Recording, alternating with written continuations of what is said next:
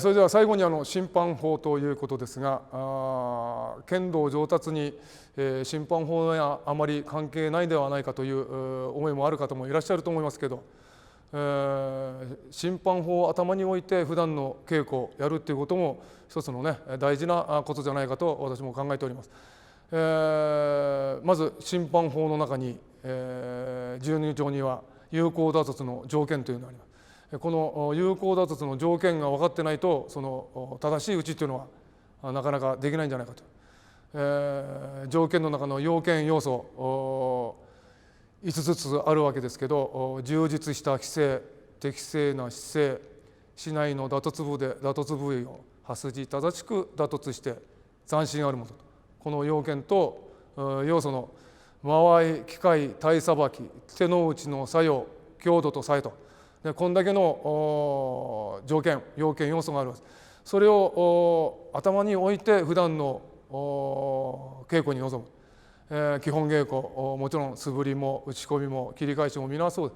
です。有効打突の条件が分かってないとどれが一本なる打ちなのか分からないわけですから、その辺を頭に置いて、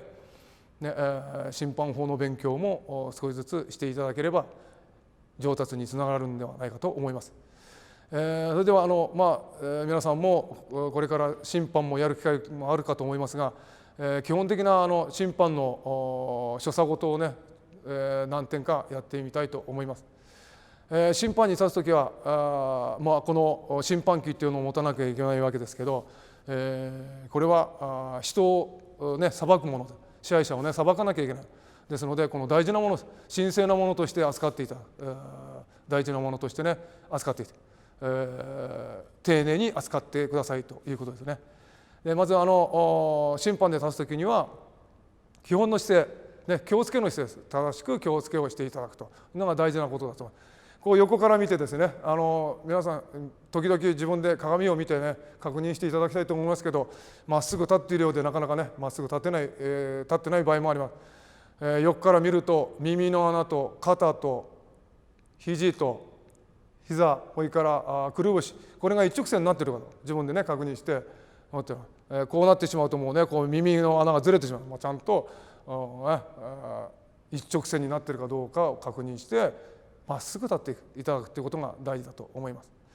それから今度はね審判だと旗を審判旗を端しなきゃいけない、持たなきゃいけませんので持ち方ですけど、2本重ねて持つ場合も1本も同じです。こういうね、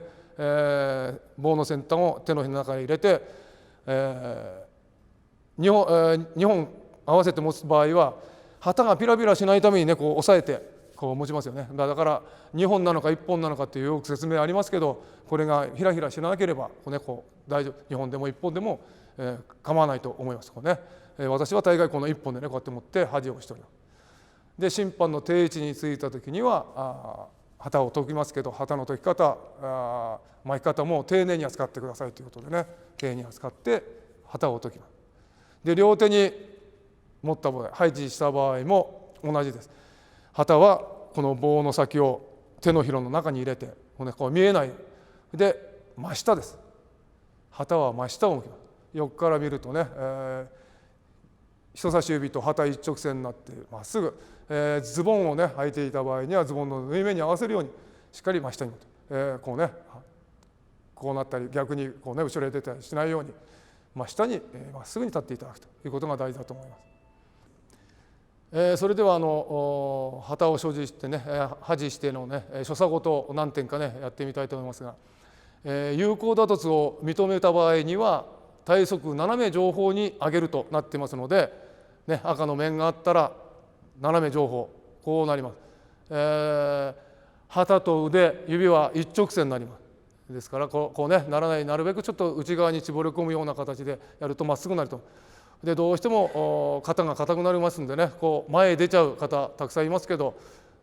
体側斜め上方なってますのでね、体側斜め上方に上げられるようにね、今角度はありません。昔は45度ってこう言ったらしいですけど、今体側斜め上方となってますのでね、こういうふうに上げていただければね。次はやめですね。やめは上方ですね、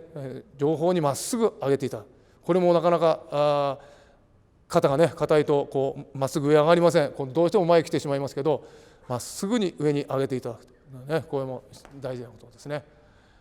それから合議も同じですね。今度は合議の場合は右手に両方の旗を持って真上です。真上に上げていた合議もですね。引き分けの場合はね、これは前上です。前上旗がね、はい、また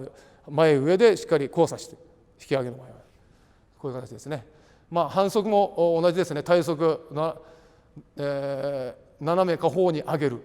ね、斜め下方に反則の場合もね、体側斜め下方に上げる、でどっちかね、両方の場合もですけどね、こういう形で。から分かれの場合はまっすぐです。まっすぐこの前に伸ばす。別れをかけて今度始めをかけるときにね、旗を下ろすのと宣告は一緒ですからね、始めと。でこれが始めとかね、始めこれね、こうちょっと宣告とね旗の表示が合わない人がいますけどね、必ず別れかけたら